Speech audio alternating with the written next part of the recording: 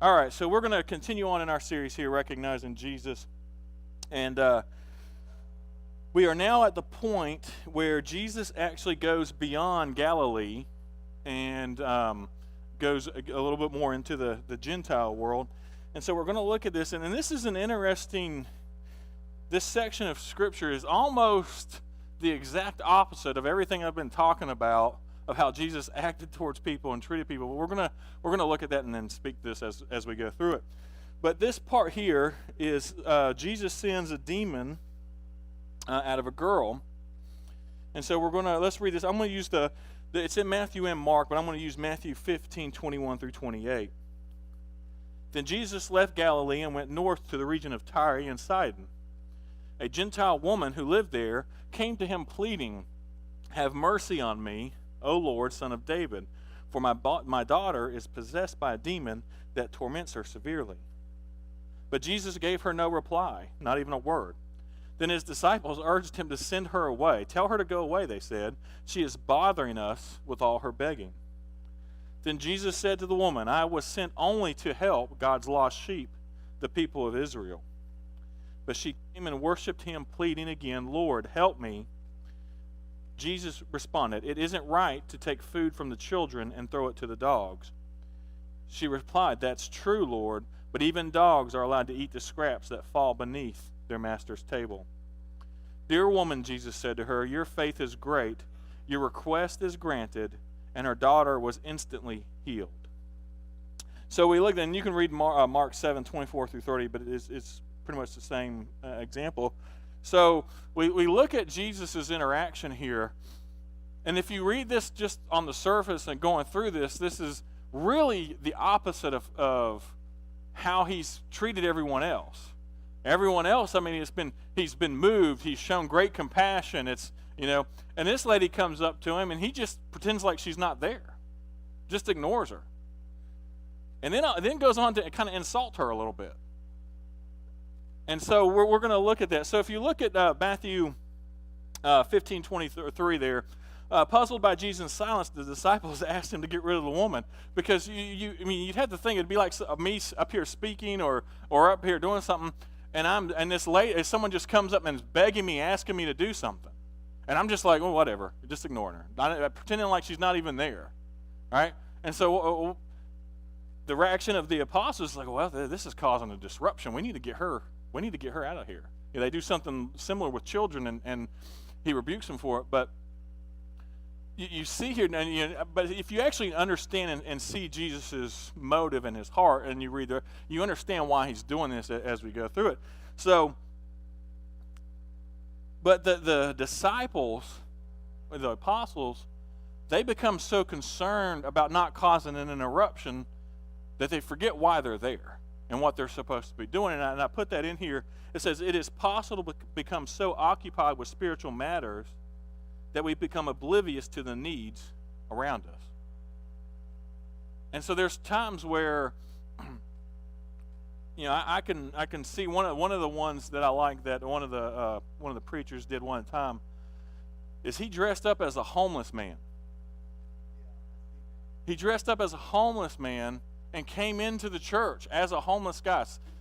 Yeah, he was the preacher that day, and he wanted to see how were the people going to treat him before he got up there. And so I think for the most part it was a pretty good response.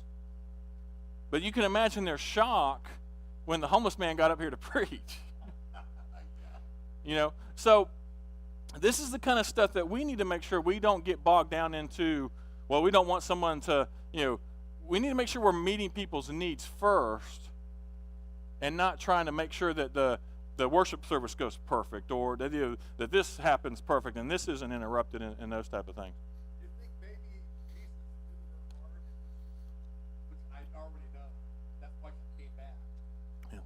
And he would use that point on his disciples. Yep. Hey, you're worried about this world. Yep. And so he does it. He uses it, and he uses a certain example, almost in a harsh way, really. I mean, if you look at it, but it's just interesting how he does this. So Then he goes on in verse 24, after she helps, where am I? I'm sorry, I'm in Mark. I meant to go back to Matthew.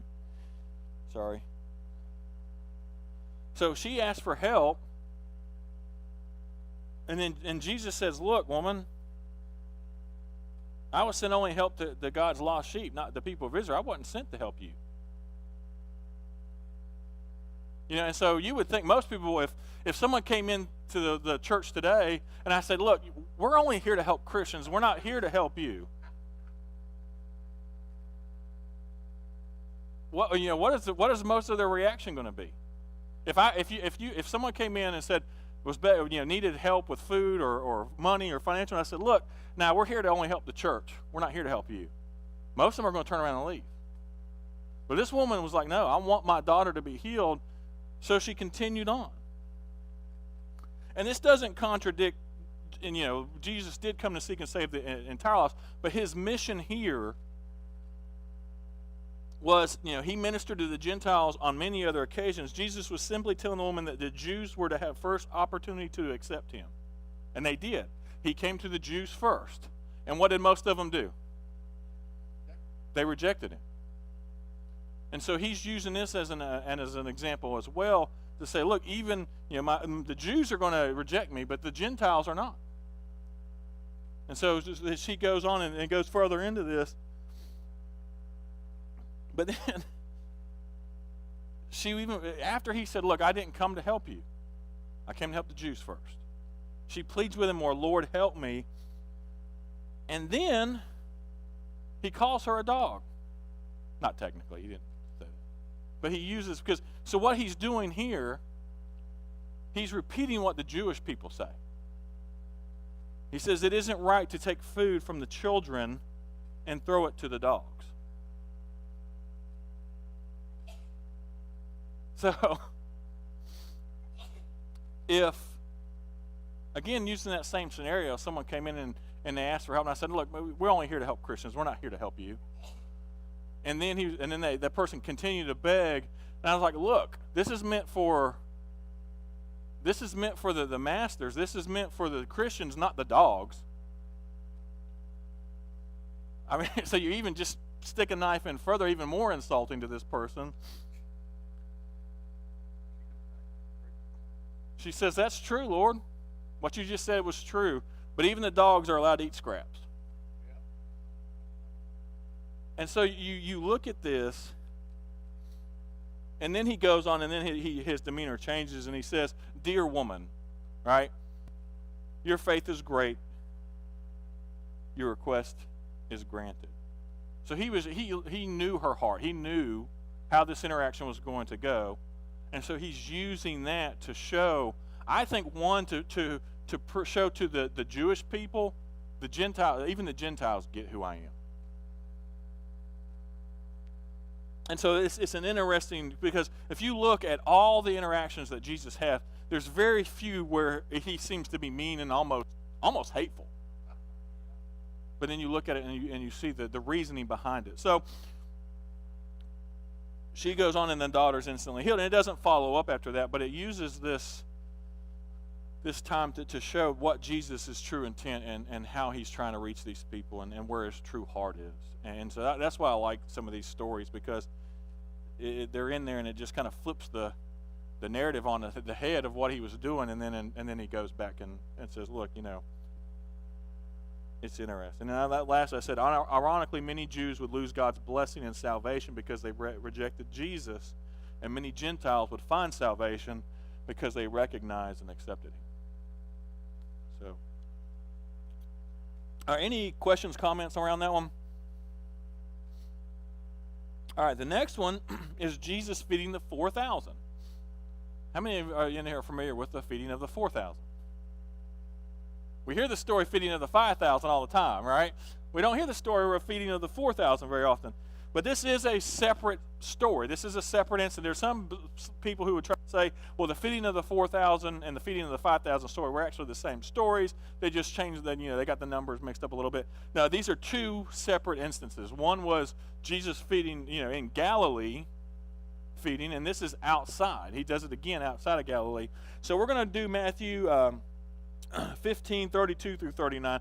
I tend to stay in Matthew just because, nothing against the other Gospels. I just like Matthew's point of view and the way he writes and where he's kind of coming from, because, Matthew being who he was, I like his writing style. So if you ever wonder, well, Chad, why do you mainly read the Matthew ones? To me, it kind of hits to us the most and kind of relates to us the most, and so that's kind of why I stay in there. But I'll list the other ones in there if you want to go and read through them. Matthew 15:32 through 39. Then Jesus called his disciples and told them, I feel sorry for these people. They have been here with me for 3 days, and they have nothing left to eat. I don't want to send them away hungry, or they will faint along the way. The disciples replied, where would we get enough food here in the wilderness for such a huge crowd? Now, I highlighted that because we just, a couple weeks ago, did Jesus feeding the 5,000, right? And they basically asked the same thing when he was feeding the 5,000, and Jesus provided them. So you would think, hey, Jesus, why don't you just do what you did last time? Would be the response. But no, they're like, well, where are we going to get enough food? So we look at this, and Jesus said, how much bread do you have? They said 7 loaves and a few small fish. So Jesus told all the people to sit down on the ground. Then he took the 7 loaves and the fish, thanked God for them, and broke them into pieces. He gave them to the disciples, who distributed the food to the crowd. They all ate as much as they wanted. Afterwards, the disciples picked up 7 large baskets of leftover food. There were 4,000 men who were fed that day, in addition to all the women and children. Then Jesus sent the people home, and he got into a boat and crossed over to the region of Magadan. Now, like we talked about in the 5,000, more than likely, he fed 4,000 men, which meant more than likely he probably fed about 12,000 people, because you would have counted the women and children that would have been in the crowd. When they would count back in that day, they would count based on the number of men.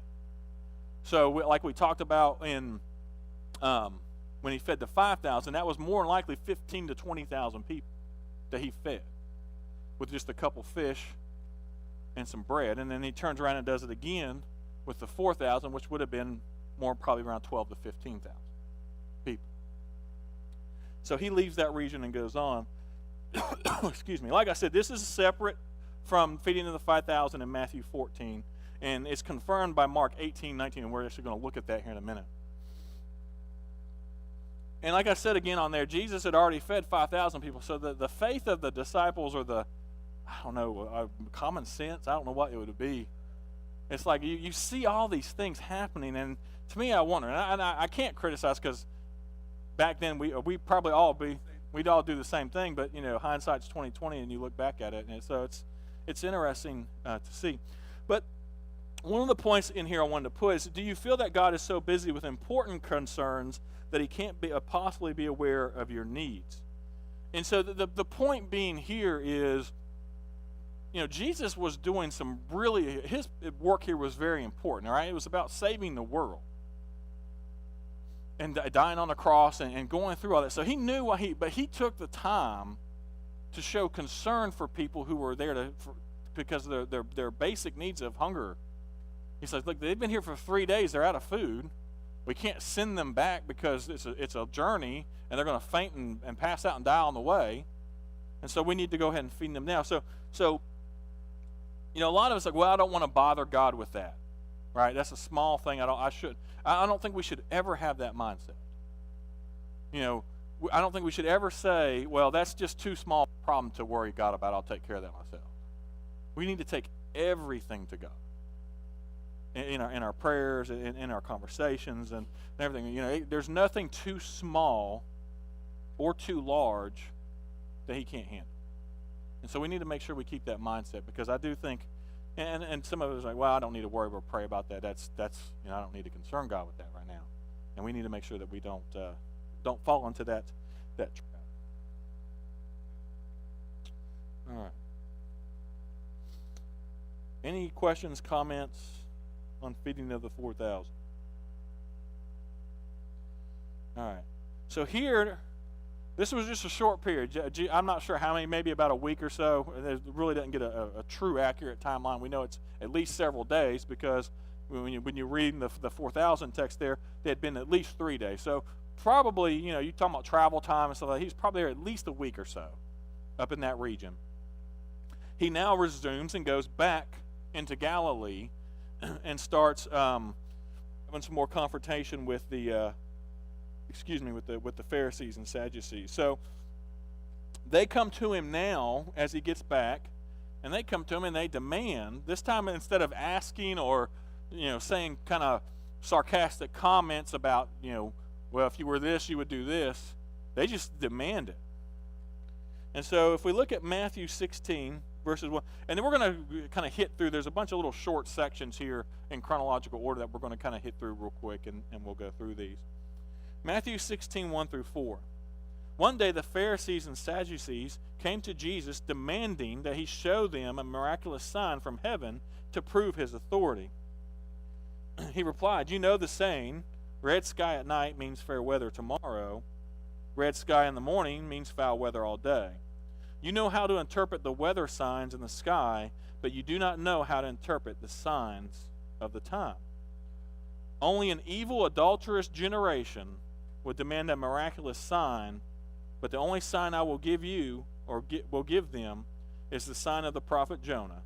Then Jesus left them and went away. He really didn't even humor them that much. He basically said, you can read the signs of the sky, but you can't pay attention enough to read the signs of what's written in the Old Testament, or their scriptures at the time, and said, you're going to come to me and just demand things. And so he turns around and calls them adulterous and evil, and then just walks away, and lets them know the only sign you're going to get is that of Jonah. So Jesus could have easily, I wrote this in there, Jesus could have easily, and pray, he could have done what he could have probably turned a couple of them into toads or something. I mean, he just done whatever he wanted to.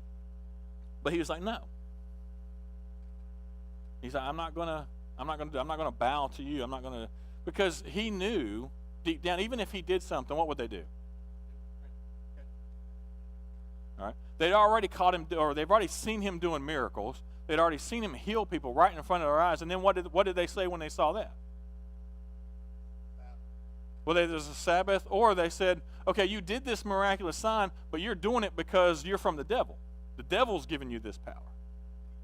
And so he knew that no matter what he did, it wasn't going to change their mind. Their minds were made up. They were just trying to trick and get him to, do something that they could try to get him. So as we see there, he says by using the sign of Jonah. And so what do we know of the story of Jonah? He was swallowed by a whale, big fish, something along those lines, right? And so he was in the whale for how long? 3 days. 3 days and 3 nights. And that's his sign. He's saying, my sign's going to be what Jonah did. I'm going to, basically he's saying, look, I'm going to die. And this is kind of the first time he really starts to hint at this. And we're going to look at it next week. Oh, actually, it won't be next week. It'll be 2 weeks from now. We're going to look at that. This is where Jesus starts hinting and saying, "Hey, look, I am going to die. I'm going to hang on a cross, but I'm going to come back." And so this is his first hint at that. Hey, I'm going to the sign that you're going to get is the sign of Jonah, which is his death, burial, resurrection 3 days later. And so, you see this, and so then Jesus goes on. Any more comments, questions on that? Yeah.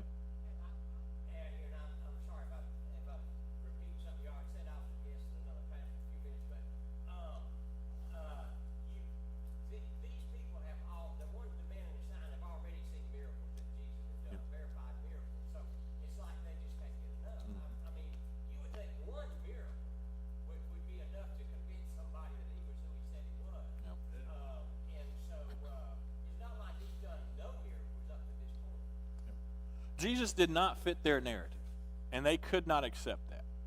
He did not fit the narrative of what they thought was going to come, and they just could not accept it. So they were always constantly trying to trick him up and catch him in things or challenge him. And I never did understand that, because the Old Testament tells them why. Well, the Old Testament does tell them, and it says what we see plainly, but they had added so much to it, and they had made it more about power and him coming and taking over and overthrowing a government and a Roman government and setting up his throne there in Jerusalem and ruling. So they couldn't see past the physical. They couldn't see past the physical power and everything on earth and actually see the spiritual side of what was going to happen. And so they missed everything. And we can go back and read it all now. It's like, well, that's plain as day. But they just could not see that because of their perspective. All right, so then Jesus goes, after leaving from them, he goes in and teaches about wrong teaching. And so if you look at Matthew 6, 5 through 12, he says, later, after they crossed to the other side of the lake, the disciples discovered that they had forgotten to bring any bread. Watch out, Jesus warned them. Beware of the yeast of the Pharisees and the Sadducees. And they still, bless their heart, they still don't get it, as you see as we go on. As they began to argue with each other because they hadn't brought any bread, Jesus knew what they were saying, so he said, you have so little faith. Why are you arguing with each other about having no bread? And I highlighted that because I'm going to come back to it a little bit here. Don't you understand even yet? Don't you remember the 5,000 I had fed with the 5 loaves and the baskets left over you picked up? Or the 4,000 I fed with 7 loaves and the large baskets left over that you picked up? Why can't you understand that I'm not talking about bread? So again, I say, beware of the yeast of the Pharisees and the Sadducees. Then at last they understood that he wasn't speaking about the yeast and bread, but about the deceptive teaching of the Pharisees and the Sadducees.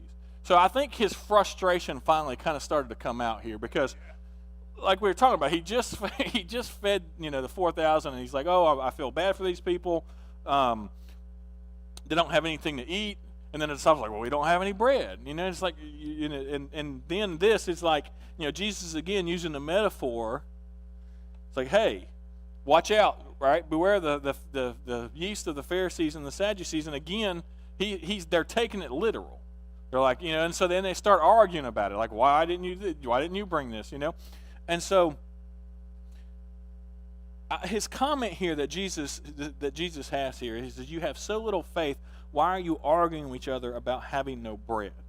I think the bigger point he's making here is we need to make sure that we don't get bogged down in the little things, that we miss the spiritual, or we get bogged down in the physical things and we miss the spiritual point. I talked about this a lot last week. When we need to make sure that what we're focused on and what we're going after is not something that that's let me reword, go back. What we're going after should be important. It should be the spiritual side of it, and not focus so much maybe on physical things or things in the long run that really aren't going to matter. Right? Them not having bread didn't really matter here. Right? They weren't going to starve to death. And so Jesus uses this as an opportunity to say, hey, be careful of the teachings of people who are going to corrupt. Right? And I put in there, and Penny could teach on this part more than I could about yeast. But we know a little bit of yeast can cause have a lot of reaction, right? Penny, how much yeast do you have to put in to make a loaf of bread?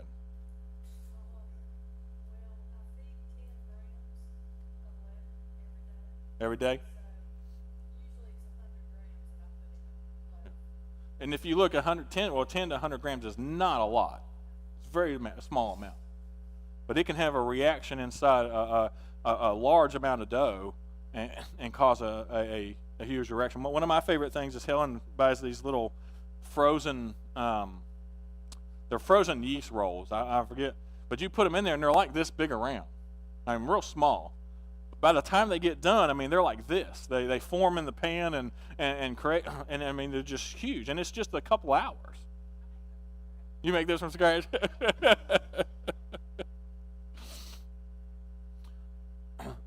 But the point here is it only takes a little bit of bad teaching or false teaching to really infect and cause a really bad reaction within an entire congregation, an entire church, an entire people, countries, anything.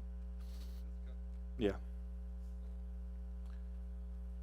And so it says there at the end, he understood that he was wasn't speaking about the yeast and bread, but the deceptive teaching of the Pharisees and the Sadducees. And let me put it this way, because sometimes we'll take this out of context, right? If we teach something that maybe we haven't always taught or always agreed with, they'll be like, oh, well, you're doing this. No. What was the deceptive teaching of the Pharisees and the Sadducees?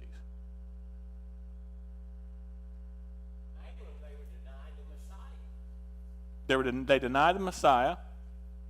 But what was the other thing that they were huge on, that was their main teaching points? They had robes on and had tassels on them, and so everybody would know who they were, and they sit in the front.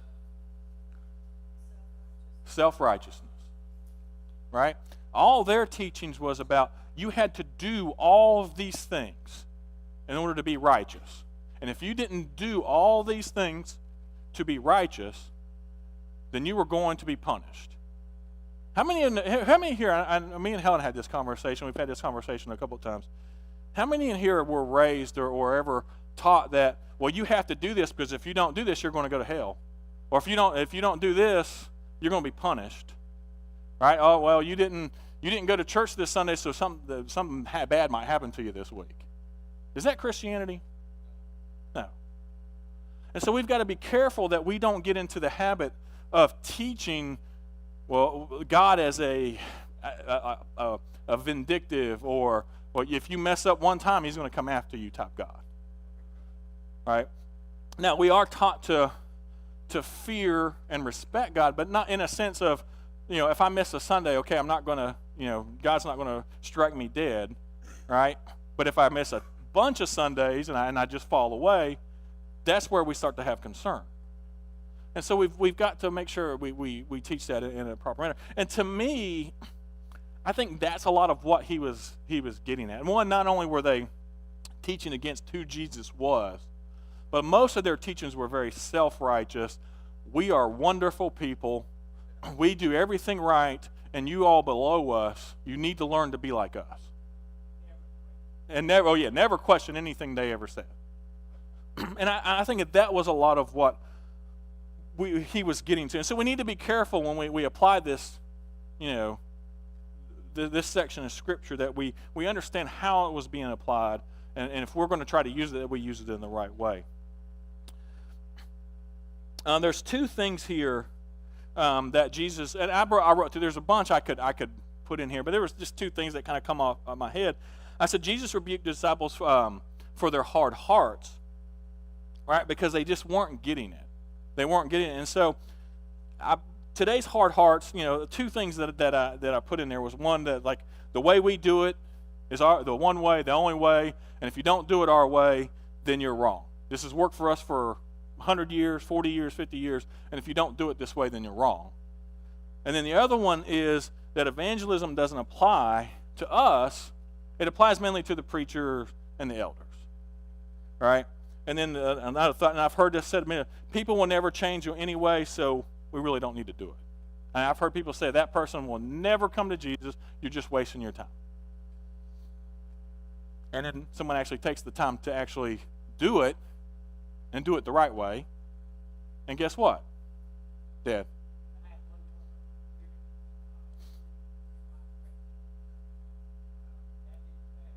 Preachers and elders and their wives and their children have a different biblical standard than the rest of the kids and people in the church.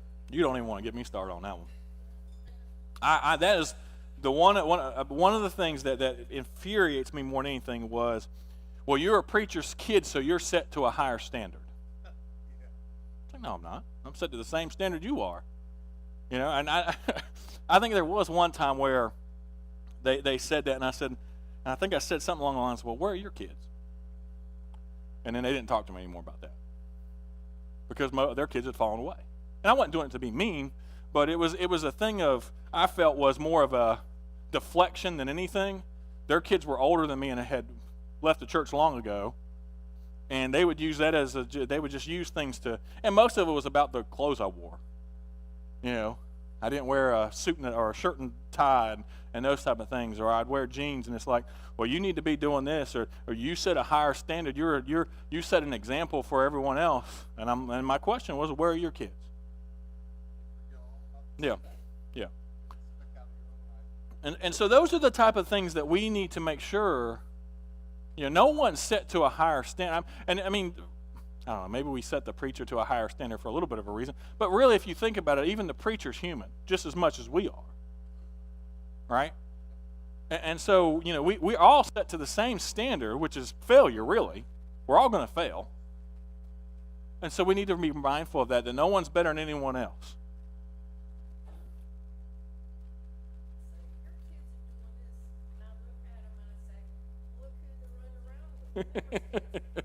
Yeah, the members' kids influencing us. But yeah, so we've got to be careful to stay away from especially self-righteous type of teaching. One of the things, and I don't say it probably enough when I'm up here, like when I'm teaching something or I'm going through something, the number one audience for that is myself. All right, most of the times I write a lot of this stuff or that I put in here is focused on me or Helen. But no, I'm just kidding. Oh, but yeah. Oh goodness. But no, and so that, you know, when I get up here and teach, I hope no one ever thinks, well, Chad thinks he's better than everyone else. So he can. That's never my intent. My intent is always to dig into this and say, how does this apply to me? Because I need this just as much as anyone else does. And so that's the type of teaching that we need to make sure that we, one, stay true to the biblical word as much as we possibly can. But two, make sure that we don't get up here on this high horse like they did. All right, the next one, and again, this one's another one. Any comments, questions on that before I go? All right. The next one is Jesus restores sight to a blind man. And this one is an interesting miracle, and we'll see why. Mark, and this is only recorded in Mark. Mark 8:22 through 26. When they arrived at Bethsaida, I think is how you say that, some people brought a blind man to Jesus, and they begged him to touch the man and heal him.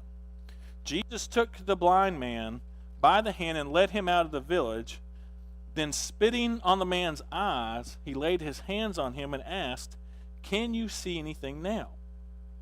The man looked around. "Yes," he said, "I see people, but I can't see them very clearly. They look like trees walking around." Then Jesus placed his hands on the man's eyes again, and his eyes were opened. His sight was completely restored, and he could see everything clearly. Jesus sent him away, saying, "Don't go back into the village on your way home." So this is an interesting section. I only kind of put one because there's not a lot written and a lot of stuff that goes deep here. Because a lot of it we just don't know. It's presuming. Presuming, yeah. What is it? Assuming. What am I don't know. My mind's just twisted up today. And most days, but that's okay. One interesting thing to me is he led him to out of town. Or he didn't do this around a bunch of like people for the attention of it. And the second thing here is he didn't heal him completely the first time. So if I'm correct, I think this is the only time where Jesus has to do this twice. So it's like, well, Jesus' power's getting low. You know, did he need to re-energize? No. Right? Jesus, I believe, and again, I mean, there's not a ton of written on this. I mean, and so again, it's just we're kind of making up and assuming things here. Obviously, the miracle was not too difficult for Jesus to do. He didn't even have to touch him. It's interesting that he spit in his eyes, but I'm sure there's some reason for that. Maybe. Yeah. No. He could just say, "All right, you're healed," and his vision was restored. Dad, go ahead. My take on this is that kind of study, it seems every time Jesus did a miracle, it wasn't just for the person that he healed. Obviously, Right. for them, but he always tried to make a point and teach a lesson to the crowd that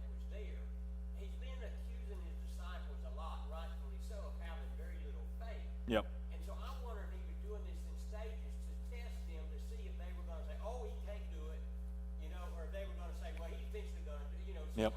I don't know. I just kind of see it as maybe that was a little bit more of a test of their faith to see if they were going to believe that whatever, however long it took, he was still going to do what he said he was going to do. Yep.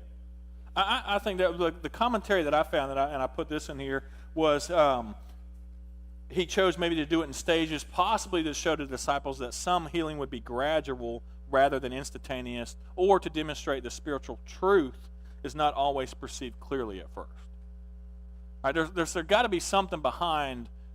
He does this and he can't see 100%. Right? It's not 100. His vision hasn't been corrected 100%. He can see things walking around, but then he's like, okay. Then he does it the second time, touches him a second time, and then he's instantly healed. So I think there could be many meanings applied to this. But then he again goes through the process of saying, "Now don't go back through town." Again, we're gonna look at that here in a little bit. All right, I got a few. Let me finish this up. I got just a few minutes here. All right, Peter says Jesus is the Messiah, and we'll dig through this one, and we may have to dig a little bit deeper. We'll just see how far we get. Matthew 16:13-20. When Jesus came to the region of Caesarea Philippi, he asked his disciples, "Who do people say the Son of Man is?" "Well," they replied, "some say John the Baptist, some say Elijah, and others say Jeremiah or one of the other prophets." Then he asked them, "But who do you say I am?" Simon Peter answered, "You are the Messiah, the Son of the living God." Jesus replied, "You are blessed, Simon, son of John, because my Father in heaven has revealed this to you. You did not learn this from any human being. Now I say to you that you are Peter," which means rock, or in the Greek was Petros, "and upon this rock I will build my church, and all the powers of hell will not conquer it. And I will give you the keys to the kingdom of heaven. Whatever you forbid on earth will be forbidden in heaven, and whatever you permit on earth will be permitted in heaven." Then he sternly warned the disciples not to tell anyone that he was the Messiah. So he gets back into do this, and we'll talk about that. But if you look at this first section of the rock, he asked them, "Who do you think I am?" And they kind of there was a lot of theories that he was one of the prophets, or resurrection of one of John the Baptist, and then a bunch of other things. But Peter says, "You are the Son, the Messiah, the Son of God." And then Jesus responds, and there's a lot of controversy sometimes around this statement, that you are Peter, and upon this I will build my church. Now, I listed 3 of the main theories here of what Jesus meant by this. One, that Jesus himself is what he was going to build the church on, right? His work of salvation by dying for us on the cross. Some people believe that Peter, being the first great leader of the church, that he was going to build his church upon Peter and his movement, or the things he did. Or number 3, the confession of faith that Peter gave and that all subsequent true believers would give. Now, in my studies and my beliefs and digging into this, I believe it's a combination of 1 and 3. The building of his church is on the confession of who Jesus was. Right? And if we look here in 1 Peter 2, and because if we read later, Peter reminds Christians that they are the church built on the foundation of the apostles and the prophets, which Jesus Christ was the cornerstone. And so if we look at 1 Peter 2, 4-6, "And you are living stones that God is building into his spiritual temple. What's more, you are his holy priests. Through the mediation of Jesus Christ, you offer spiritual sacrifices that pleases God. As the scriptures say, I am placing a cornerstone in Jerusalem, chosen for great honor, and anyone who trusts in him will never be disgraced." So I think if we look at this as a whole, if we look at this as a whole, what Jesus is saying is, because obviously Jesus is the cornerstone. And if you know anything about the way they would build, the cornerstone of a building in that day was the most important piece. If that cornerstone was not laid properly, the entire building would not function right. It could collapse. And so Peter's confession that Jesus was who he was is what was the starting point of the building and the foundation upon which the church would be built on. And so, Dad, were you going to? I thought, okay. And so that's the. I don't think there's some people who try to say that, well, it was built upon Peter himself, right? And that Peter was the foundation. And I think I get a little bit what they're saying, like his thoughts and then the movement that they had, because if you read later on in Peter, we are, the kind of the whole foundation of the church was built upon Jesus being the cornerstone, that confession starting there, and then the work of the apostles as they built out the foundation for the church in the New Testament era, and then we are the temple, the rest of that's being built now.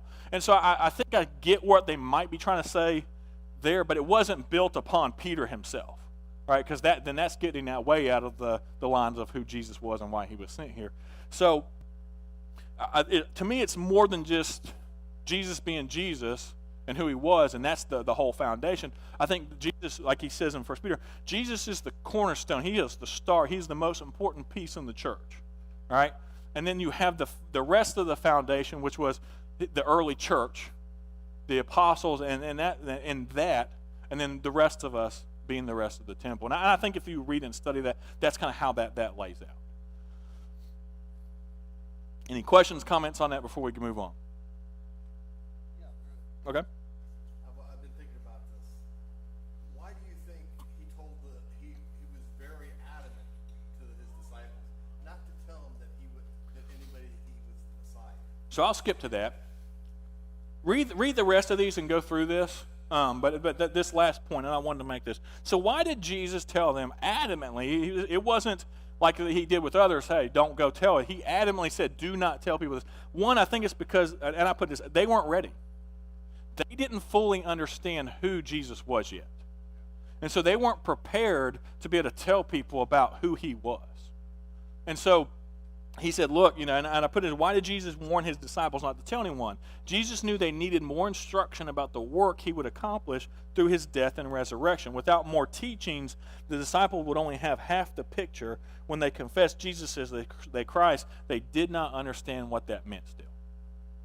So they were getting there, but they weren't 100%, hey, this is what this means. So, all right, so next week I won't be here. Dad's going to fill in for me, but then 2 weeks from now, we're going to get into the next few lessons. We are now past the halfway point. We're to the point now where Jesus is going to start. The first lesson we're going to look at is Jesus predicting his death for the first time. And really just, starting to throw them for a loop, because this is not what they expected yet. So we're going to look at that, and we'll continue on. And this is lesson 18, so I'm thinking we probably got about another 10 to 15 lessons before we hit the end. So, all right, thank you.